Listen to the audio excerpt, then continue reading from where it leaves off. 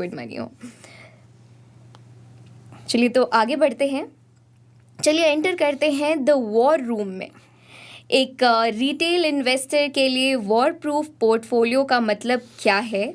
Global uncertainty के बीच एक आम आदमी अपने हार्ड अर्न मनी को कैसे प्रोटेक्ट करे ताकि उनकी नींद खराब ना हो? राइट, तो अभी जैसे यूएस ईरान का वॉर चल रहा है, आपको उससे पहले का सिनेरियो देखना होगा कि आपका पोर्टफोलियो पहले कैसे स्ट्रक्चर्ड था। अगर हम पूरा पैसा शेयर मार्केट में डालेंगे तो ऑब्वियसली हमारा रिस्क बहुत ज़्यादा हाई रहेगा। तो हमको करना ये चाहिए कि जो एसेट एलोकेशन जिसको बोलते हैं, या पोर्टफोलियो को डाइवर्सिफाई करने के लिए, कि कुछ फिक्स्ड में रहेगा, कुछ शेयर मार्केट में रहेगा, कुछ गोल्ड सिल्वर ये सब में रहेगा, कुछ शेयर मार्केट में भी कर रहे हैं but not Indian market, outside India का मार्केट में कर रहे हैं।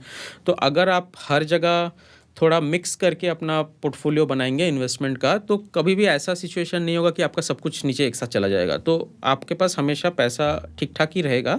एंड इन टर्म्स जब ये वॉर या इस टाइप का सिचुएशन होता है, जनरली गोल्ड अच्छा परफॉर्म करता है, तो over a period of time वो अच्छा ही करेगा। एंड शेयर मार्केट भी जब नीचे जा रहा है तो वो एक अच्छा अपॉर्चुनिटी टू बाई होता है, तो आप वो खरीद सकते हैं।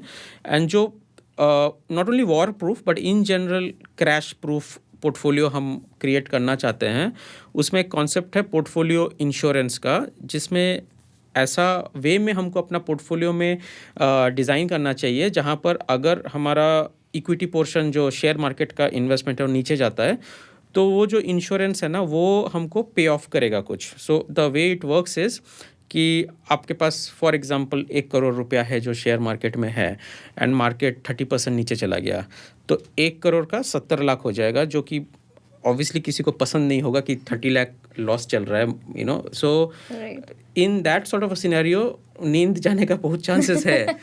तो हमको कुछ ऐसा बनाना पड़ेगा स्ट्रक्चर, जिसको मैं पोर्टफोलियो इंश्योरेंस बोल रहा हूँ, जिसमें हम डेरिवेटिव्स यूज़ करते हैं, जनरली ऑप्शंस का स्ट्रक्चर यूज़ करते हैं। उसमें क्या होता है कि आपका जैसे जैसे शेयर मार्केट नीचे जाएगा, वो जो इंश्योरेंस कंपोनेंट है वो अच्छा पे ऑफ करने लग जाता है, एंड हेंस आपका जो 1 CR था जो 70 लाख हो जाएगा, वो पार्ट तो हम कुछ कर नहीं सकते हैं, बट ये जो इंश्योरेंस कंपोनेंट है वो भी 30 लाख पे ऑफ देगा इन अ वेरी शॉर्ट पीरियड। तो आपके पास टोटल वेल्थ 1 करोड़ का ही रहेगा, तो आपको प्रॉब्लम नहीं होगा।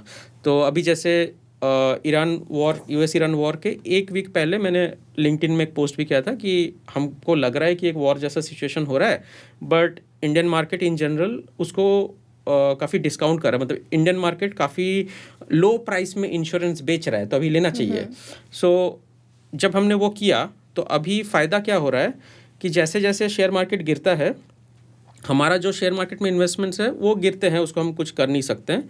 लेकिन ये जो छोटा सा पोर्शन है जिसमें हम जनरली 1 to 2% ऑफ ओवरऑल जो हमारा पोर्टफोलियो उसका अमाउंट हम प्रीमियम में डालते हैं, वो अमाउंट अच्छा पे ऑफ करे। तो जितना ये इक्विटी पोर्शन या शेयर मार्केट वाला अमाउंट नीचे जा रहा है, उतना ही ये इंश्योरेंस पे ऑफ कर रहा है। Hence total wealth is always constant and hence net worth Erode नहीं हो रहा है। तो ये उसका फ़ायदा है।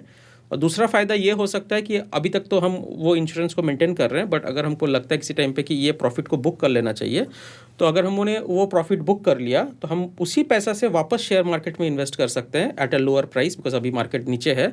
और जब ओवरऑल मार्केट रिकवर करेगा तो दोनों फ़ायदा होगा, जो करंट इन्वेस्टमेंट वो भी वापस अपने प्राइस पे आएगा, और ये जो लोअर कॉस्ट में हम खरीदेंगे वो भी ऊपर जाएगा। तो इससे डबल बेनिफिट होता है इस प्रोसेस से। ऐसे तो जैसा आपने बताया इंश्योरेंस इज इम्पोर्टेंट, राइट, इसको हेजिंग भी बोलते हैं। मैंने इंश्योरेंस जस्ट एक वर्ड यूज़ किया ताकि लोगों को ईजी हो इजीली समझ आए। Right, thank you so much sir. और